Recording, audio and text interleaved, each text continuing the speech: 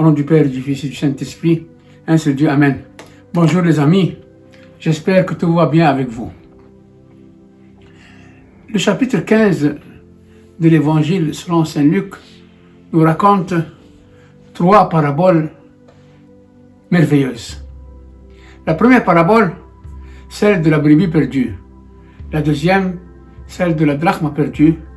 Et finalement, celle du fils perdu, le fils prodigue. On a parlé la dernière fois du fils prodigue, mais on va revenir aussi aujourd'hui. Les 3 paraboles parlent de la joie de Dieu du retour du pécheur. Chaque personne de la Sainte Trinité est active dans la recherche de ce qui est perdu. Dans la première parabole, nous voyons Dieu le Fils. Dans la deuxième parabole, Dieu le Saint-Esprit. Et dans la troisième parabole, on voit Dieu le Père.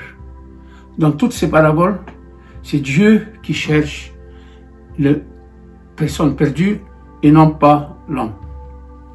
La première parabole, la brebis perdue. Jésus raconte cette parabole, il leur dit cette parabole. Quel est l'homme d'entre vous qui, ayant 100 brebis et en ayant perdu une, ne laisse les 99 au désert et ne s'en aille après celle qui est perdue, jusqu'à ce qu'il l'ait trouvée.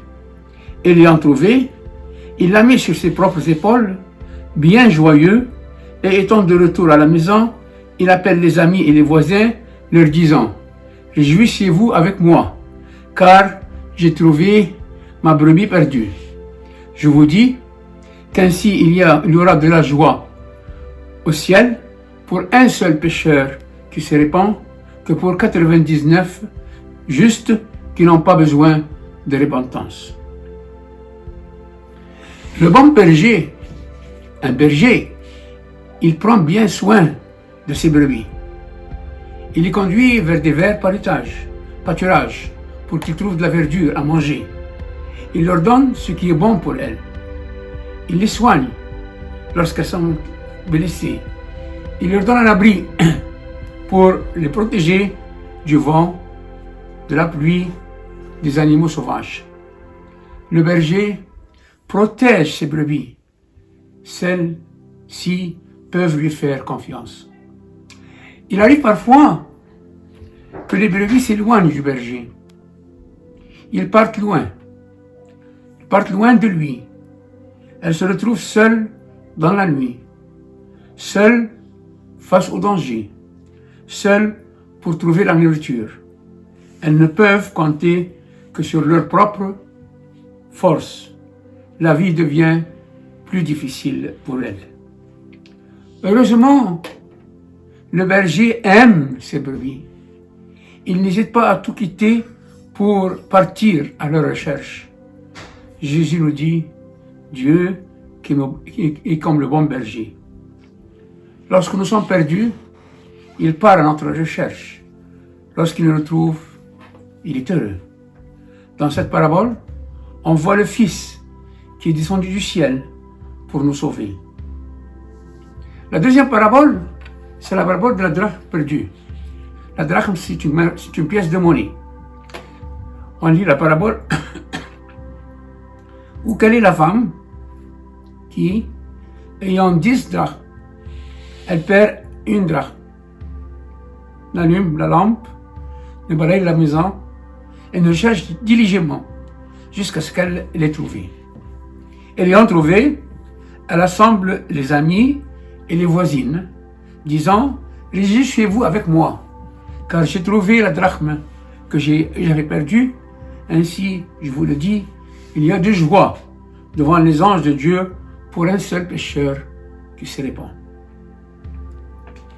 Cette parabole est tirée de la vie quotidienne dans la maison. Il s'agit d'une femme qui a perdu une drachme sur les 10 drachmes qu'elle avait et qui se met alors à la rechercher. Elle allume une lampe, balaye la maison et cherche diligemment jusqu'à ce qu'elle la trouve. Si le berger se donne autant de peine pour la brebis perdue, si la femme se donne autant de peine pour la drachme perdue, est-il étonnant que le Seigneur et Sauveur s'occupe des pécheurs, des créatures immortelles, dont la valeur dépasse de beaucoup celle d'une brebis ou celle d'une drachme. Dans la parabole de la drachme, on voit l'œuvre du Saint-Esprit qui allume par sa lumière pour aider la femme à trouver la drachme perdue. Et quand elle la trouve, elle exprime une grande joie. Dans la parabole du Fils prodigue, on a vu comment le Père attendait impatiemment le retour de son Fils. Notre Père céleste, chers amis, nous attend tous à revenir à lui, et quand on revient, il est heureux de nous recevoir. Dans la parabole du Fils perdu, le Fils, par sa propre volonté, est parti de la maison et, par sa propre volonté, il est rentré chez son Père. Dans la parabole de la brebis perdue, la perdue s'est égarée par ignorance. Elle s'est égarée, elle ne savait pas quoi faire. Elle est perdue, elle ne sait pas revenir. C'est pour cela, le Fils, son berger, est allé à sa recherche. Et quand il l'a trouvé, il l'a mis sur ses épaules, tout joyeux. Dans la parabole de la drachme, c'est quelqu'un qui l'a fait perdre.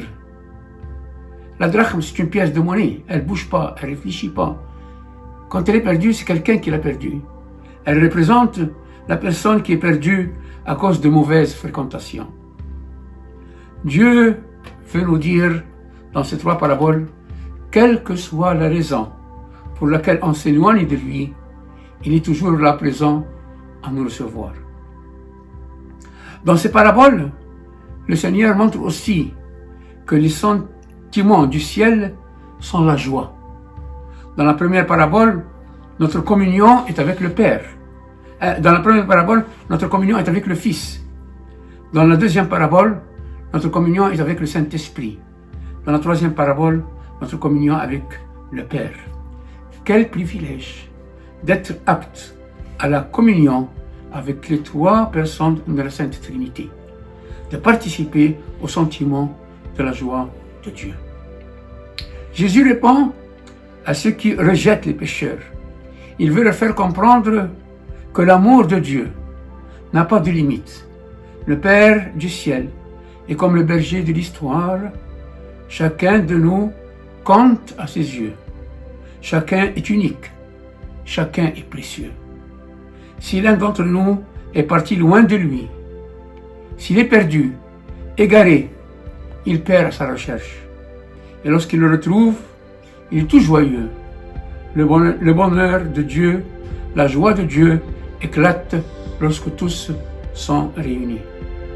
Chers amis, Dieu nous aime beaucoup. Il est très bon. On l'appelle le bon Dieu. Que la grâce de notre Seigneur Jésus-Christ soit avec vous tous. Amen. Au nom du Père et du Fils et du Saint-Esprit, un seul Dieu. Amen.